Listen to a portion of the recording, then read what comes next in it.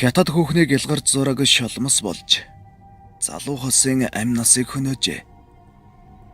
80-ад оны дундуур Улаан харангийн донд буудал буюу цэргийн нэгдсэн 1-р дэлгүүр Батлан хамгаалах яамны Жанжин штабын автогараж хоёрын дунд гэр хороолол байдаг байхад гант төмөрөх гэж олон хүүхэдтэй айл байдаг байж лээ. Гант төмөргөө уг нь амглангийн ууг бол Хятадын эрлийц хүн. Цагдаа байсан болоод ч тэр юм уу хороо хорны элдв ажилд их идэвхтэй оролцдог. Жаахан хинхэгдүү хүн байсан сан. Том хүүг нь ган очир гэдэг бүр 80-ад оноос 10 жилээ дүүргээд урагшаа 8-нд гарсан эр одоо байсан бол 40 гэж яваа эр байх байсан. Тэрбэр урдаас хятад шагаа хятад хүүхний өнгөт хойд зураг авчирч зардаг байсан бөгөөд маш хурдан хөлжиж хашаандаа уянгын шингэр бариад ангийнхаа туяа гэдэг сайхан охиныг эхнэрээ болгон авч суусан юм. Үнэхээр ч нэжгэр хором хийж мань мэдний хэд хоног хөлж үрж билээ. Хормын шин балсар гэдэг бүгд л сайхан өнгөрөө биз. Эхний нэг жил үнэхээр сайхан өнгөрсөн санагдана. Хин хөнгөө атаархам эвтэй нартай сайхан гэр бүл байж үлээ. Гэвч хатан жилээс нь байдал гинэт биш дэж залуу хос үргэлж хоорондоо хэрэлдэх болсон юм. Ямар зандаа ган очрын ээж. Огно манай хоёрт нэгэндээ тунаж хэрүүл зодон хийгээд байх шалтгаан байхгүй. Юу шүглчихсэн юм бол бүү мэд. Бүр аргаа бараад байна. Лам харда үзүүлдэгч юм билүү. Гэж ярьж явахвдээ. Тэгээд хөгшин нэг юм үздэг хардаг гэсэн хүн дээр очиж үзүүлэхэд цаадах нь. Танаа хүүгийн гэртээ нэг муухай юм шүглчихсэн байна. Тэр юм тэдний хувцсны шүгэн дээр байж байна. Тэрнийг л устгах. Тэгэхгүй бол юу ч болж мэдэх юм байна шүү. Гэж анхааруулжээ. Хөгшин хүүгиндээ ирээд тандуул үнэхээр хувцсны шүгэний нүүрэн дээр бодмол хятад хүүхнийг илгар цаасан зураг байж. Их сайн насан байсан болоод ч тэрөө хөгшин зургийг хуулж дийлээгүй байж. Тиймээс хөгшин хүүбэр хоёроо ирэхээр нь ээж нь лам дээр очлоо. Энэ муухай зургнаас болж та хоёр хэрэлдээд байгаа юм байна.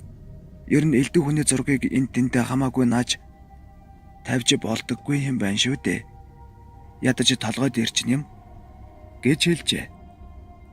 Тэгэхэд ган очор ээж дандаа л элдв худлаа юм ярьж байх юм. Ийм зураг ямар ганц манад байгаа биш. Айл болгонд л байдаг. Зүгээр байгаа юм байж л байг. Ямар хоол хорох биш. Гэт огт тоогоогүй юм санаж. Хөгшин маргааш өдөр нь хүүгээ ажилдаа явсан хоогоор гэрт нь оруулаа бэрн нөгөө хүүхний зургийг хутгаар хусаад зогсож байв. Үүнийг хараад хөгшин авааш дэминий охин хаяач олов хүний үг авч байвал зүгээр дээ гэж баярлан хэлэхэд бэрн ээжээ урчин би хар дар зүүдлээд зүүдэнд маань энэ зураг шоломсны зураг болж харагдаад ерөөсөө унтаж чадсангүй. Цаадгыг чинь уурлна гэж бодоод ажилдаа явсан хан арилгаж байна. Ерөөсөө энэ зургийг байсан цагт би тайван унтаж чадахгүй байхаа. Хамаагүй хусгаараа шүүгэн дээр зураас гарчих гээд байх юм гэж хэлжээ. Тэгээд хоёул хамжиж байж зургийг хусж арилгасан ч шүүгэн дээр үл ялэг хідэн зураас үлдсэн байна. Гэтэл ган очор орой гэртээ ирээд бөөн хэрүүлдэгдээж. Тэрээр зүгээр байгаа юмар оролдож яах гэсэн болов вэ? Шүүгэн дээр зураас гаргаад хайчихсан байна. Гэдэл эхнэрээ загнаж гарчээ. Тэгснэ тэр ямар өөр зураг байхгүй биш. Гэд нөгөө арай хийж хусаж арилгасан зургийн ижлийг гаргаад ийм муухай шүүгээтэй байснаас хуучнараа байсан дээр гэд дахин бат бөх гихч наажрахчээ. Энэ өдрөөс хойш ган очор туяа хоёрын хэрүүлээ бүр гарч мөнхийн мэд үргэлжлэх болсон төдийгүй ган очор эхнэрээ хөхнөц болтол нь зоддог болсон гэлцдэг. Туяа бүр аргаа бараада хатам ихтэй хандаж ээжээ би шинэ бүр 50 унтж чадгаа байлаа. Нөгөө муухай зурагч нь шулмас болж харагдаад Нэг бол тогоосоо харжигнаад их эвгүй байх юм. Ганаад хэлэхээр чиний мэдрэл муудаж байгаа бах эмчид очиж үзүүлгээд огт тоохгүй юм. Та нөгөө лам дээр очиж арга чарга байвал хийлгээд өгөөч гэж гуйжээ. Хөгшин чинь нөгөө хүн дээрээ очиж үзүүлэхэд цаатах нь. Ийм юм болсон бол эртхэн ирэхгүй дээ. Их л хэцүү юм болох нь байна шүү гэж би сануулсан шүү дээ. Гэд ууттай элэс будаа өгч. Энийг цаад хоёроо эзэгүүд гэрт нь орж цацаад энэ тарныг уншаарай гэд тарнын хідэн мөрө бичиж өгчээ. Хөгшин ороотож гэртээ ирсэн тул маргаашил болохоос гэж бодоод тэр шөндөө тайван унтжээ. Харамсалтай нэг хөгшин бэр хоёр ороодсон байсан юм. Тэр шин нэг согтуу жолооч зээл 130 машинаар ган очирын гэрийнх нь араас дайрч залуухаас амь насаа алдсан байв.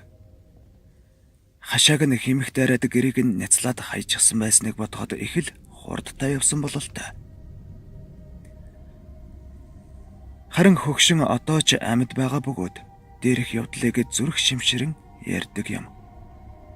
Яагаад ч юм энэ эмгэнэлт явдлаас хойш зөвхөн манай тэр хавийнхан дунд төдийгүй нийслэл хот даяар хятад хөхний гэлгар заасан зургийг хамаагүй эн тэнтэй нааж болохгүй юм байна шүү. Шолмос болдог гин гэх яриа тархаж үлээ.